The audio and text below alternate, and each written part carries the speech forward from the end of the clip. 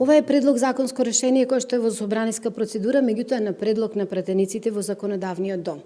Моите сознанија како министерка се дека законот е стигнат до второ читање и дека се поднесени за сите 4 закони кои што го регулираат пензионирањето со 64 години, како законот за работни односи, така за законот за административни службеници, законот за здравствена заштита и законот за високо образование се блокирани од страна на опозицијата со по 400 до 500 амандмани и расправата е доведена до второ читање, односно до амандманска расправа во законодавниот дом. Значи, за објаснување пред јавноста, законот е предложен од страна на пратеници. Ние како Министерство не учествуваме во оваа ситуација во законодавната процедура во собрание.